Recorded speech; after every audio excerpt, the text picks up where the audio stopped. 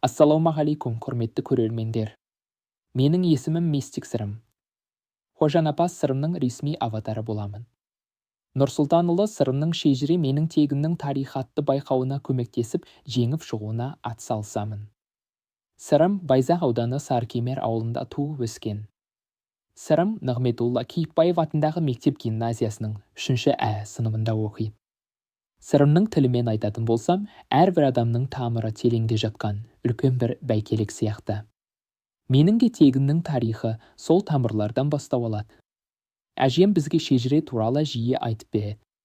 Ол кезде әр сөздің маңызын түсінбесем де, бұл әңгімелер жүрегімде ерекше сезім қалдырады. Біздің шежіреміз ата-бабаларымыздың жолы.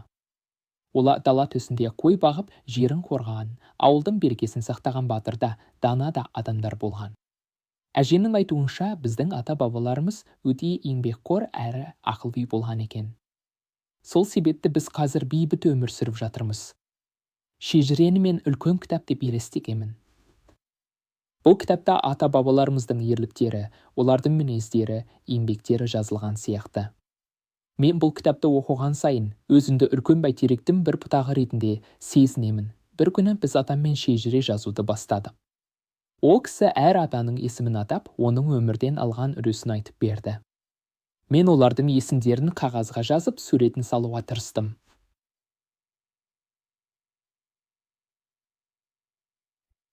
Кіші жүзден тараған Нұрке Табын руынан болады.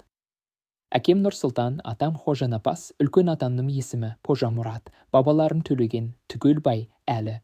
Көне сол кезде мен біздің әулетіміздің тарихы қаншалықты бай екенін түсіндім. Менің шежірем менің мақтанышым. Бұл тек өткеннің емес, болашақтың да айнасы. Мен ата-бабамның жолын жалғастырып, олардың еңбегін мақтан тұтамын. Бір күні өз балаларыма да шежіремізді үйретіп, тарихымызды ұмыттырмаймын. Менің тарихым бұл біздің әулетіміздің шежіресі. Біз бәріміз сол бір үлкен бәйтеректің құтақтарымыз. Осымен сөзімді аяқтайын. Менімен тарих шежіресіне саяхаттағандарыңыз үшін көп рахмет.